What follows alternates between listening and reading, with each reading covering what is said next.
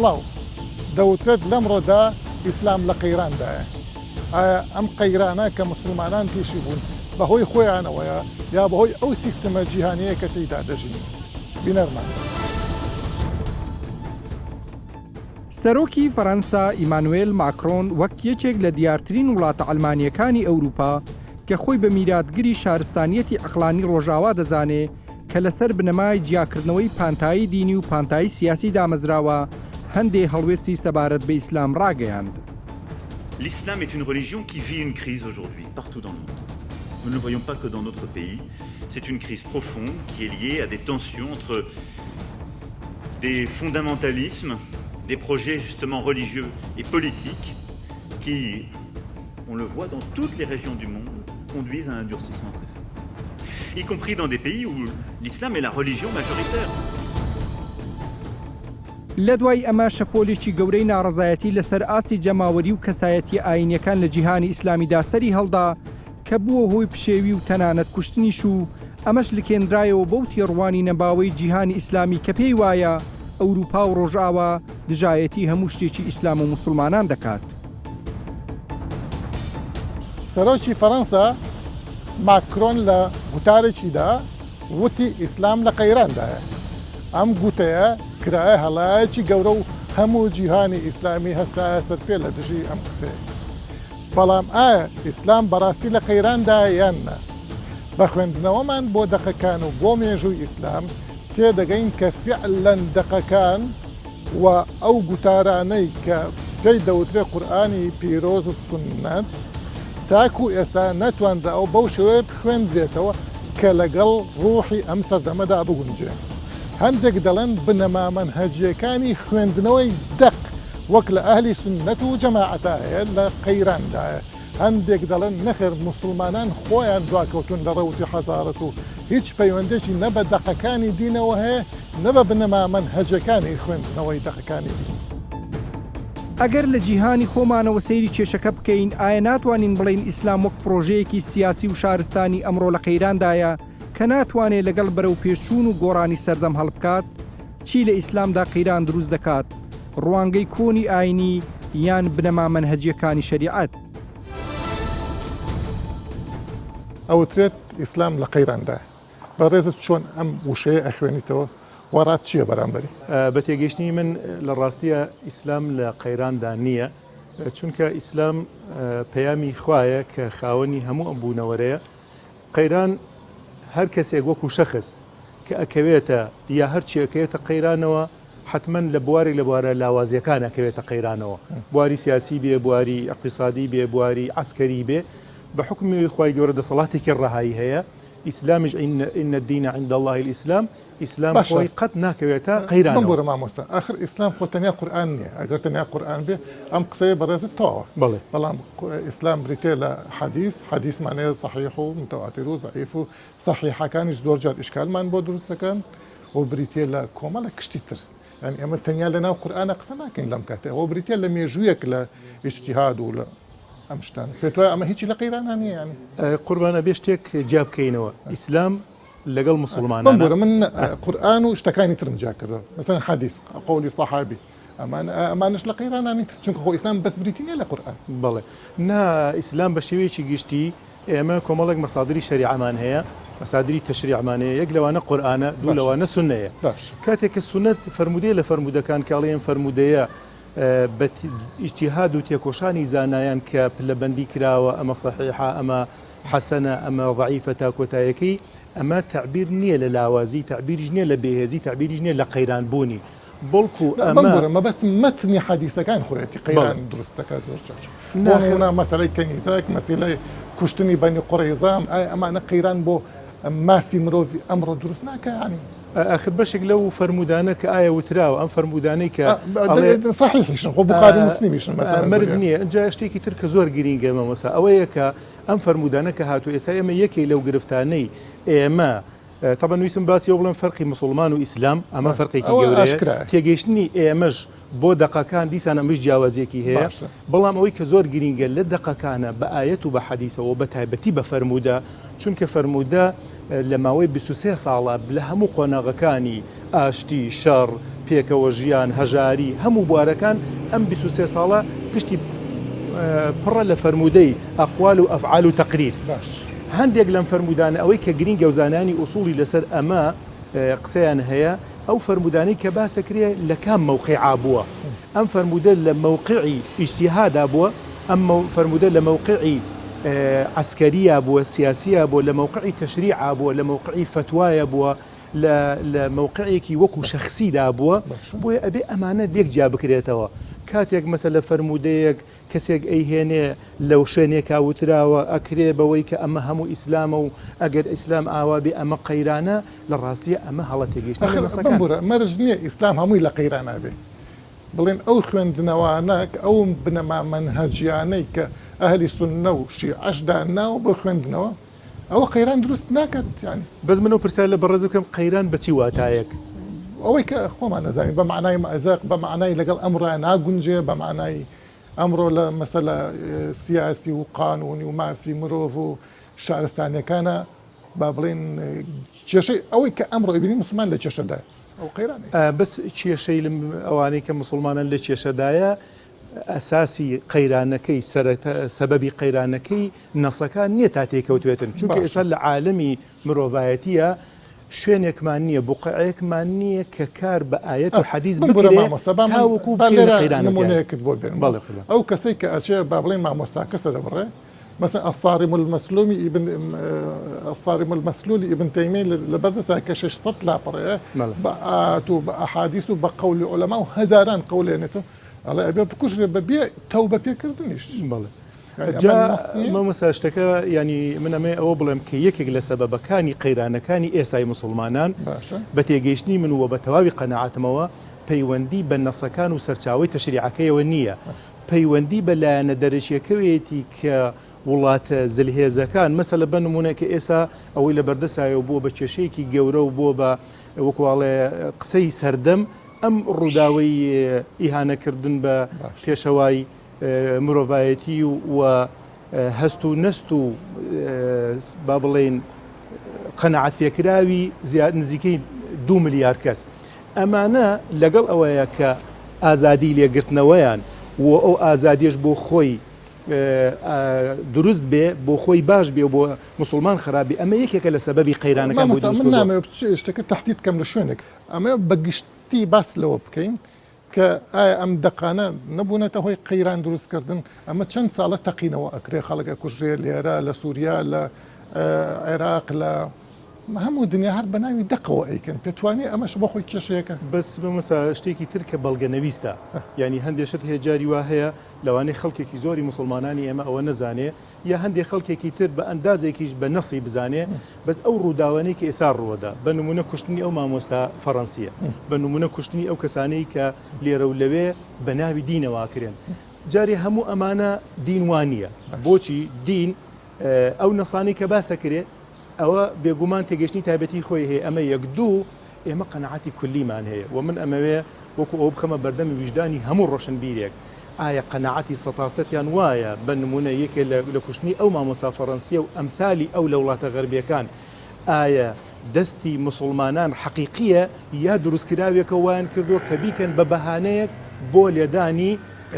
با بڵێ ئیسلام بۆ لێدانی ئەمانە دەلیلی ناوێت لە ڕاستیە هەر بۆ نمونە لە کوشتنی ئەو مامۆستایە بۆ خۆم و بە زۆر کەسی تریش بیستومە ئەسڵان زۆر کەس یەکەم پیان خۆش بۆ دووەم هەر لە فەیسبووکی شاک کە زیاتر دیارە کەسمان نەبینی ئیدانەی بکە هەر ئیدانەی ئەوەکەن کە ئەو مامۆستایە قسەی کردو پێتوانێت ئەمەش بۆ خۆی نەخۆشیە کە لەناو مسلمانانە ئیتر بۆ ئێمە خەڵکی تر تاوانبار بکەین بڵێ نا ئیسلام لەگەڵ کوشتنی هیچ کەسێکان نییە وەکو کوشتن لەگەڵ کوشتنی هیچ کەسێکان نییە ئیلا ئەو کەسەی کە زاڵم بێ یعنی متعدی بێ تعدا بکاتە سەر دینە ناموست خاکت سەر پەیام و پرۆگرامت ئەمە شتێکی ترە بەڵام ئەمەی کە مەسەلە لە وڵاتان بەدی ئەکرێمە مەسا یعنی لە ڕاستیە لەوە و ئەمثالی دەیان نمونەی داعش و نمونەی قاعیدە و نمونەی و چی سەدانی وەکو ئەمەمە مەسا ئێمە گومانمان لەوە نییە وە قەنەعەتم وایە هەر ڕۆشن بیرێک بە وجدانێکی سافەوە تەمەشای بکە ئەزانەیە وڵاتە غەربیەکان دەستی باڵیان هەیە لە با من نمونەیەک بۆ بەڕێزت بێنمەوە مامۆستایەک کە دکتۆرە و ئوستازی زانکۆیە بەڵێ تەنیا لەسەر تەلەڤیزۆن ئەوانەی وت کوشتن عایدی شەخص نیە عایدی حکوومەتە زۆربەی زانایان لە خوتبە هەر تەکفیریشیان کرد. بەس مشکلەکە لە چێمە مەسا کاتی قسەکە شێوازی قسەکە خۆ ئەو مەسەلە تۆ کاتێگەڵی کە تۆ حقیقەتێک بڵێ حقیقەتەکە لە کاتێکاوترێمە مەسا مسلمانان لە چڵە پۆپەی مەزڵومی و تەحەداکردن بۆ سەر شخصی یەکەمی پەیامەکەیان ئەمەی مەسەلە ماکرۆن کە خۆی بەرامبەر بە مسلمانان ئەیکا ئێستا خۆی لە وڵاتەکەی خۆیدا خۆی ڕازی ئەبێ وڵاتێکی تر حتا ئەو برادرە جەزائیریە و تەنها ئەوەنە باسی خێزانەکەی کردوتوی ناشیرنە چی بەرامبەری نەکرد ینی خوبا شتێکان ڕوونە ینی ئێستا مشکلە لەوە ئێمە دین هەندێکەوەی کە تایبەتە بە مسلمانانەوە ئەم بەشەی هێنی ئێستا ماکرۆن و ئەمثالی ئەم شتە ئەو حاڵەتی کە ئەو کردوەتی بۆ خەڵکی تر پێی قبول نییە حتا بۆ مەسەلە مەسیحەکانی وڵاتەکەی خۆی بۆ ئەفکارە لادینیەکانی وڵاتەکەی خۆی حتا بۆ فکری با بڵێن جوولەکەی هیچی قبولی نییە ئەمە تێکەڵکردنیەکە لە مەسەلەکانە ئەمەش خۆی بۆ خۆی ئەوەمان تێگەینە کە قەیرانێک هەیە لە عەقڵی ئیسلامیە کە دایم خۆی بە مەزلوم مەزانێ و بەرامبەر بەستەمکار. ئاخر ئەمە مەسەجە جارێتری جەڕمەوە ئەبێمە لە ئەساسە باسی جیاوازی ئیسلام و مسلمانان بکەین. ئیسلام و مسلمانان تێگەشتنی مسلمانان ئێستا ئێمە ئەیزانین لە هەموو دنیای وڵاتێکمان نییە پەیامی ڕاستەقینەی ئیسلام جێبەجێ بکە و نەشانی هێڵاوە ئەم خەڵکە وەکو ئیسلامێکی حەقیقی خۆی چۆن لە پێغەمبەر هاتووە لە ماوەی 23 ساڵدا چۆن پێغەمبەر کاری کردووە فترەیەک وەکو مناڵێک فترەیە وەکو گەنجێک فترەیە وەکو تاجیرێک فترەیە وەکو شوانێک پاشان فترەیەک وەکو مەزلومێک پاشان فترەیە وەکو ڕئیسی وڵاتێک ئەم هەموو فەرمودانە بەم شێوازە بەم پەیامە جوانە ئەوان نیان هێڵاوە چێنە هێڵاوە زانان بۆ نان کرد چێ دەستی گرتومیان نا ئاخر خۆ زانە قسە دەکا بە وڵاتەکانی تر لە چەندین شۆ نبینی ئەگەر زانای ئەم حقیقەتانە بڵێ چی بەرامبەر نەکراوە دەیان تیرۆر و کوشتن و لە ناوبردن.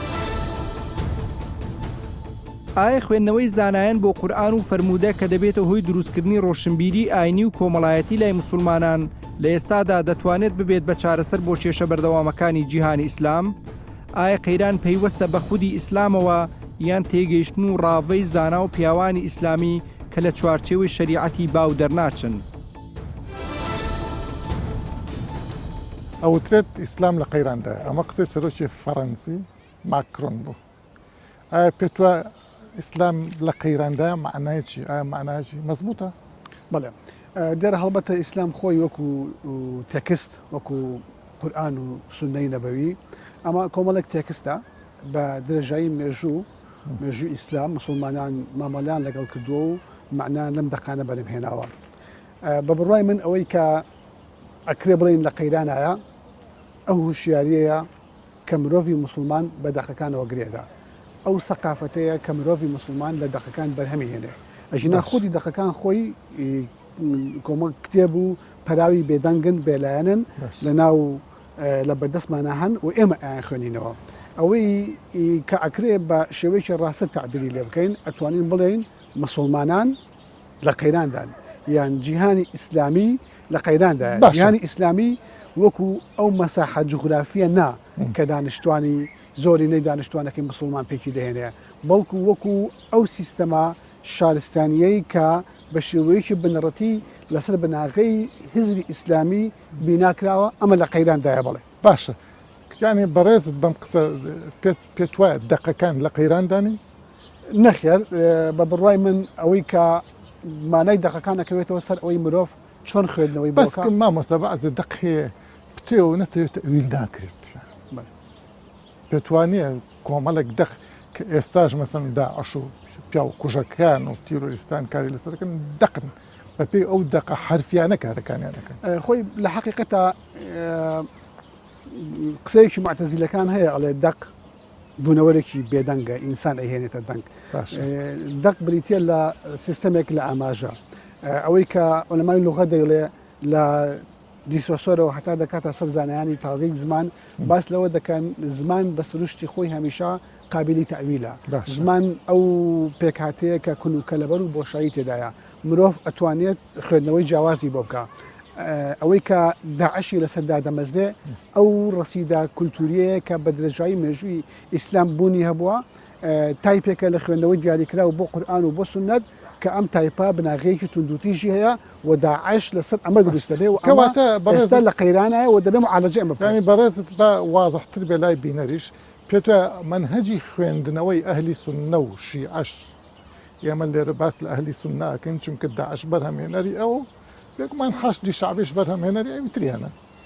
پێت وایە ئەو بنەما منهەجیانەی کە ئەهلی سوننە داڕشتووە بۆ خوێندنەوەی دەق ئەوە لە ئەزمەدایە بەڵێ بە دڵنیاییەوە ئەو میتۆدەی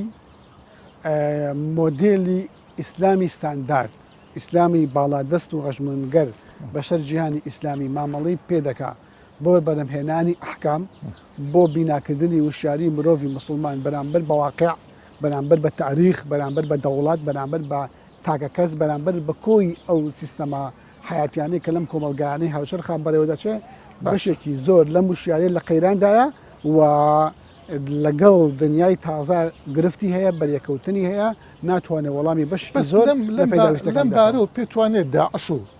کە بڵێن ئەو پەڕی ڕادیکاڵی ئیسلامیە ئەو لە ئەم پەڕی میان ڕەویش کە بڵین ئەزهرە هەمان یەک خوێندنەوەیان هەیە بۆ دەقەکان یعنی ئەوەی داعش باسیەکە ئەزهریش باسیەکە و ئیسلامی سیاسی میان ڕەویش هەمان ئەو قسانە ئەکەن بەڵام داعش پیادەی کردو ینی کەواتە هەر ئەسڵی ئیسلامەکە بڵین ئەو خوێندنەوە فەرق چی ئەکات یانە ئاهلی سونە ئامادەن ئەو خوێندنەوەی خۆیان بگۆڕن ئەسڵە بەڵێ جاب ئەوەی کە لە قەیراندایە ئەم ئامادە نەبوونەی ئەهلی سونەیە ئەم ئامادە نەبوونەی ڕەوادی مسلمانە بۆ بێتاچوونەوە بەو کللتورەی کە بە درێژایی سەدان ساڵی ڕابردوو پێتوانێت هەر ئەزهر و ئیسلامی سیاسی تاکۆ ئەگاتە داعش هەموو یەک خوێندنەوەی نەخێر لە ڕاستیە مێژووی ئیسلام مێژووی خوێندنەوەی جیاوازە بۆ دەقەکان ئێستا لەم لە ئێستاشە هەرێکێک لەو قوتابخانانەی کە لە من ناو ئێستای جیهانی ئیسلامیا هەن بە شێوەی جیاواز قاچیان لەسەر بەشێک لەو ڕەسیدە کولتوری داڕشتووە ینی مەسەلەن بۆ یەک نمونەت بۆ بێنەوە مەسەلەن لەبارەی کەنیزەک لەبارەی مرتد لەبارەی چی ئەزهریش و ئیسلامیش و قەرزاویش و دا ئەبوو بەکری بەغدادیش من ئەتوانم مۆڵەتم بدا وەڵامەکەم تەکمیلە بکەم باش جا من لەس ئەمە پێی دەڵێم ئەم مۆدێلە جیاوازانە تا چ ئەندازێک لە چ بابەتێکەوە باش جیاوازن ئێمە مۆدیلی داعشمان هەیە کە ڕاستەوخۆ ئەم مۆدێلە باوەڕی بە